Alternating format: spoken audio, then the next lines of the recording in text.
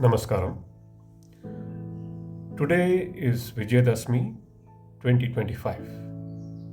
First, I would like to wish all of you a very happy Vijayadashmi, a day when good prevails over evil. And I would also like to apologize for the suspension of the Gita series. I got preoccupied in some personal work and office work, so I could not continue it. So, hence, I figured that today would be a very good day to resume. So, we will continue where we left off in chapter 2. To give context, the confused Arjuna, which you can identify similar to yourself, doesn't want to fight. His ego is overcoming him, and he just wants to, escape from this whole situation.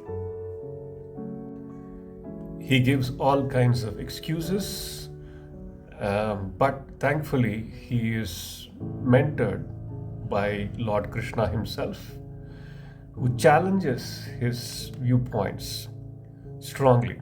Okay, so where we left off, and to that Arjuna finally decides to surrender to his master, which is Krishna, or his guide.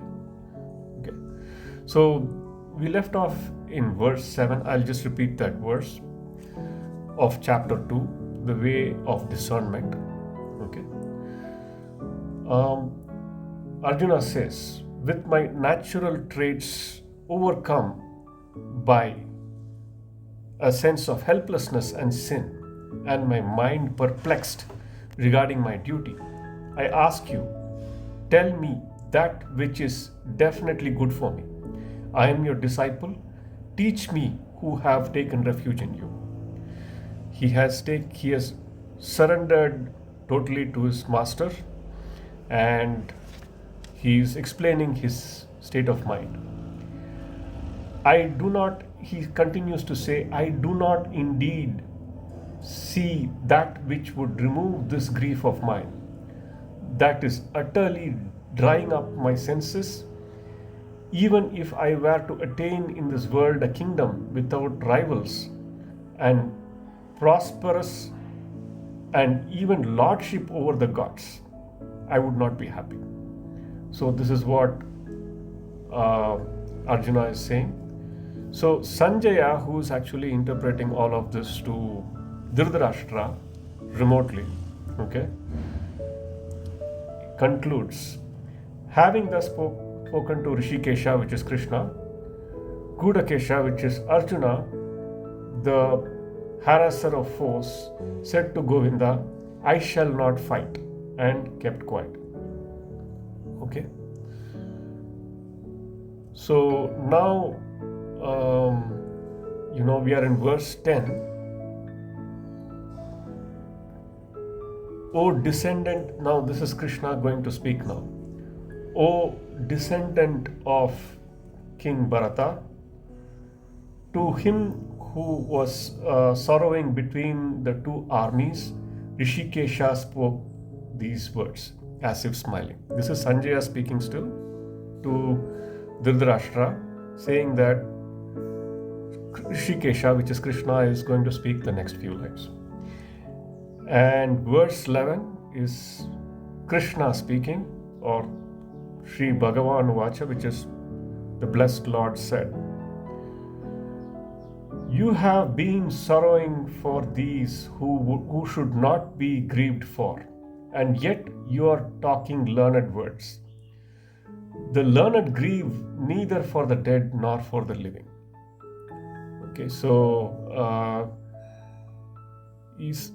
Bhagavan is saying that, see, you are speaking as though you know everything, okay? But those who actually know everything don't grieve. Not for the dead, not for the living. Bhagavan continues, verse 12. It is not indeed that I did not exist at any time, nor you, nor these kings, nor that we shall not exist hereafter. Even as the embodied self attains in this body childhood, youth and old age, so does it attain another body. The wise man does not get deluded at this. So we existed before, we exist now, we will exist tomorrow as well. And so does God. Okay, so the wise man doesn't grieve for, oh, today is bad, yesterday was bad, or tomorrow is bad. Verse 14, O son of Kunti, sense contacts with objects result in heat and cold, pleasure and pain. They are subject to coming and going and are transient. Therefore, descendant of Bharata, who is Arjuna, just endure them. O best of men, that wise person whom these do not afflict, who is equanimous in pleasure and pain, is fit for immortality.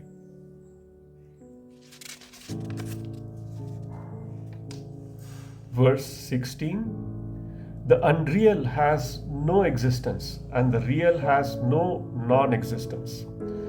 The conclusion about both these has been seen by the knowers of truth. But know that by which all this is pervaded to be imperishable. No one can bring about the destruction of this immutable principle. So essentially, with this is verse 17. We'll pause here. Essentially, see, the message I can take from these verses is that whatever is real, okay, has existed before, is existing now, will continue to exist in the future. Okay, you can call it energy or you can call it whatever it is. It just changes form. Okay. So you have no business to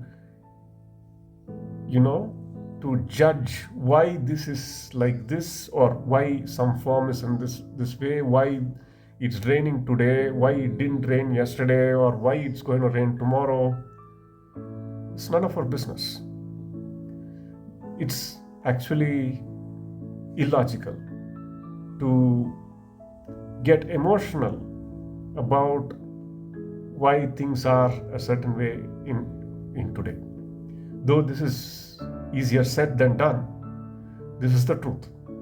The truth is, what is true will always exist, okay? And you don't have any control over it.